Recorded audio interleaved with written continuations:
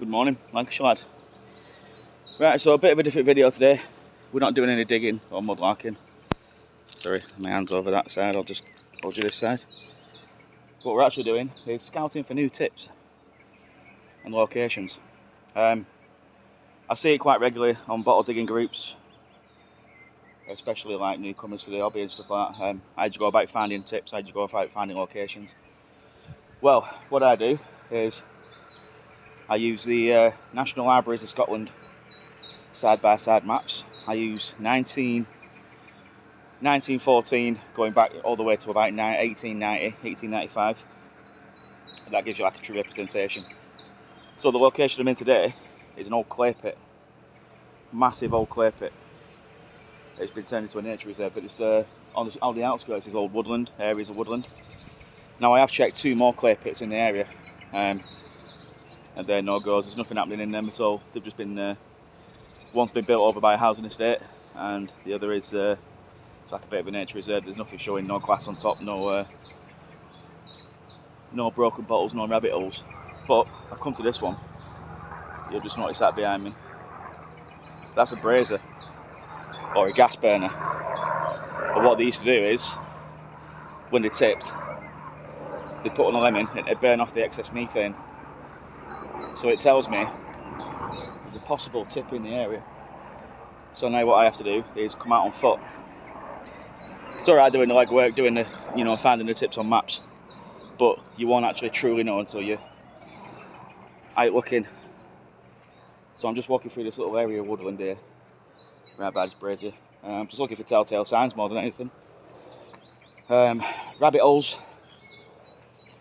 Is there any rabbit holes? Has anything been kicked out? We'll go down here. Any little bits of aqua or pottery floating around on the surface, and if you find those, then you're more than likely on a tip. The next thing to do then is to probably put the next thing to do after that would be to put a small hole in, or bring a poking rod and see if there's anything going on. So nothing looks like there's happening down this end. As you can see, it's all just scrub land. There's no pottery or glass on the floor anywhere.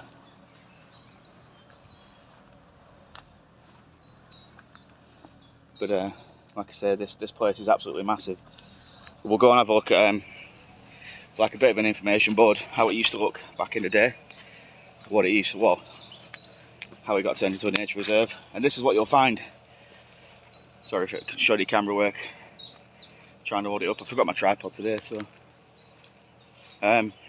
yeah, you'll tend to find that a lot of places like this, where they were quarrying stuff, have been backfilled or turned into areas of, well, natural beauty, I suppose. But that's yeah. You go on a map, you're guaranteed to find an old quarry literally minutes from your house. I know there's about 6 or 7 near me. So what they were doing here is they were quarrying clay. You see them banks behind me, all that is shale stone. And what they do is they break the shale up, crush it, and then they add a tiny little bit of moisture to it. You create clay, or you can just quarry natural clay beds like riverbanks and geological areas, stuff like that.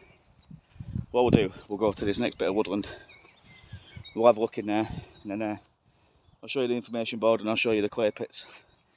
But yeah, I'll bring you back when we get there. So there you go.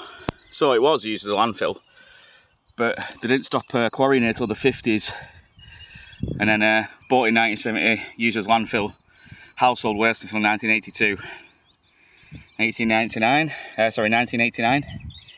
turned into a nature reserve.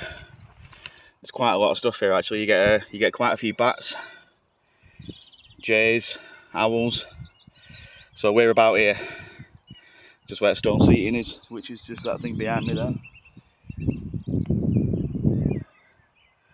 Yeah, using the clay to make brick. That's one of the old brick making machines there. So if you find one of these, Nelson plastic, the materials came from here. You can see the landscape, how it, you can see how it all comes in, drops, plateaus off and then drops again. Well, this was the bulk of the tip. So this would have been completely hollowed out at one point. You can see on maps. So although I was right in thinking there was a tip here, it's not early enough for what we need.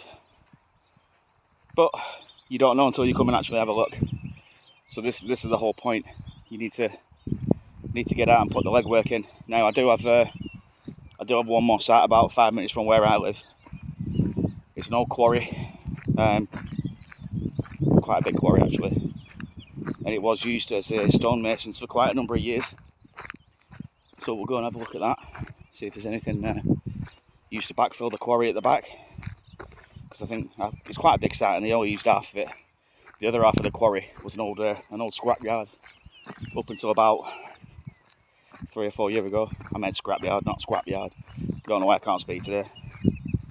But yeah, up until about 4 years ago, it was a scrapyard. Old cars and bits of oil and crack everywhere. So they've cleared it all out. They've flattened all the land off. But the quarry at the back is it's just contaminated now. It's just full of old engine oil and bits of grease and whatnot. So can't look at that one. Sorry about the wind noise as well.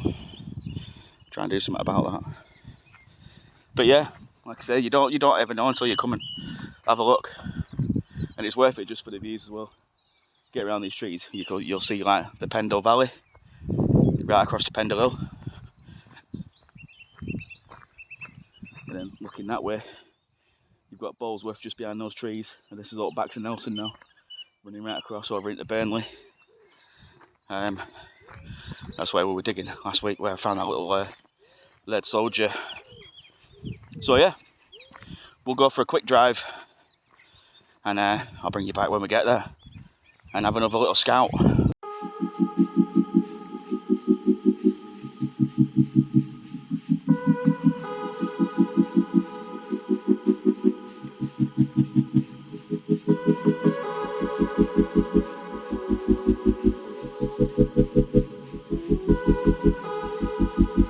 Yeah, so this is what they call the cliff. It's not massive, it's about 18 feet top to bottom. You can walk above it, walk below it, but you can see how it's made of shale. You can see it better there. And shale's really soft, crushes in your hand quite well. And like I say, crush it to a fine powder using a stamp machine. Bit of water, bake it. You've got clear brick. Now I don't know if this entire area was a shale rock. I think that's just like a natural bed. And above that probably would have been like a clay layer that settled like sediment, which you can see just in the tree line over here.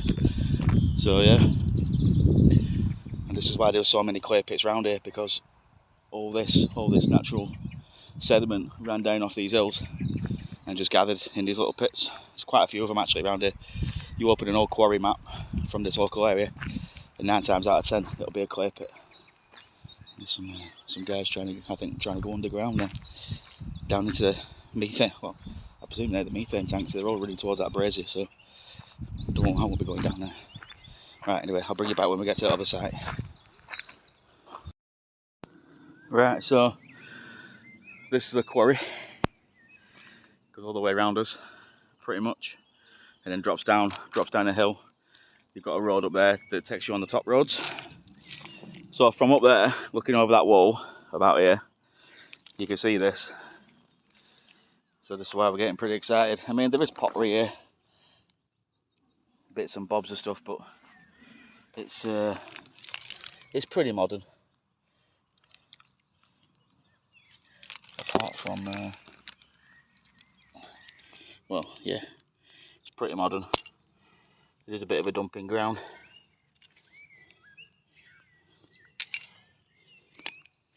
So I think this is the dumping ground from the quarry that used to be here at one point. You can see there's bits of modern pottery. And it's just strewn everywhere. But we're going to have a look back at quarry, right up to the quarry wall, and just definitely make sure. But I'm pretty confident there's not much here. But again, this is what you do, innit? You've got to look, or else you'll never know.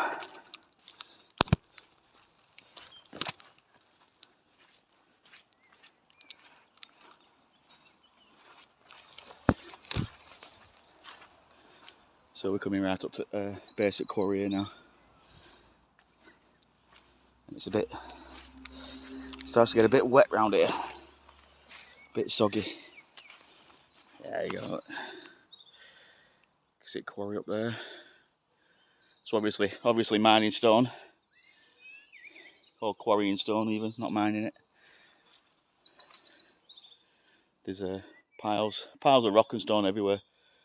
But unfortunately, no bottles.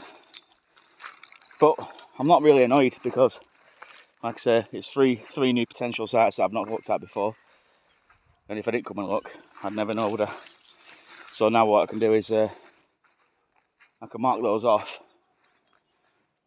Right, sorry about that, my camera went off. One at trees, not the screen.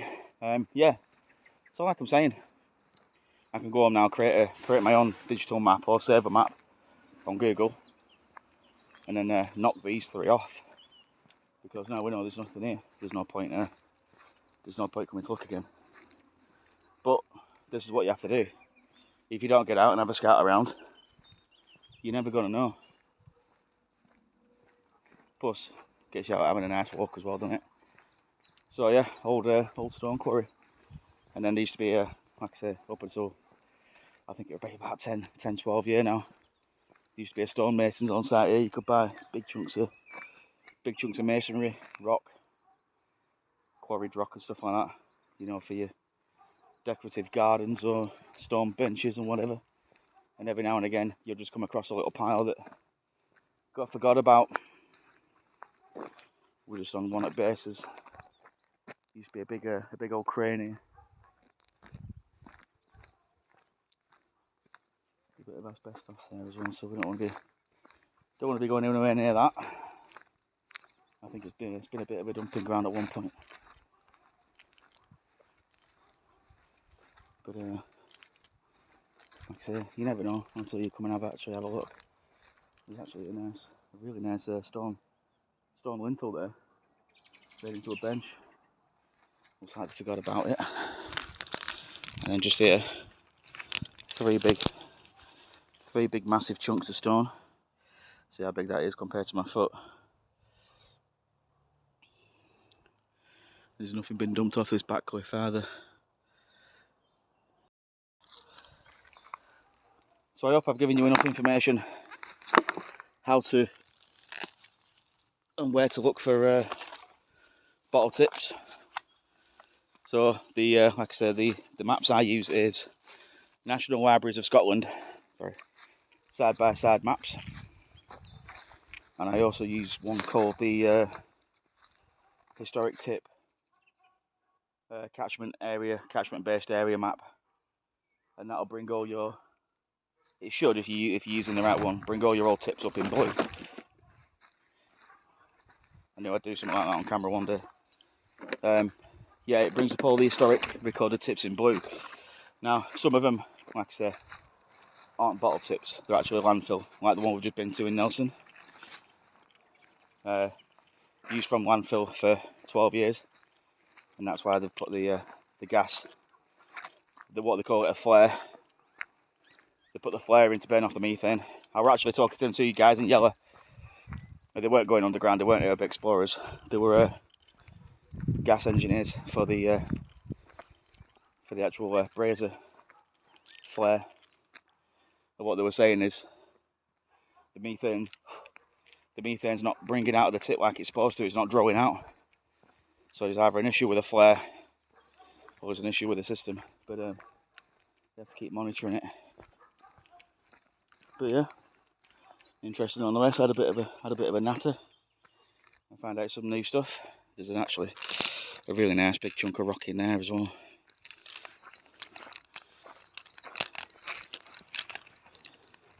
Huge big piece of quarried stone. Look at that.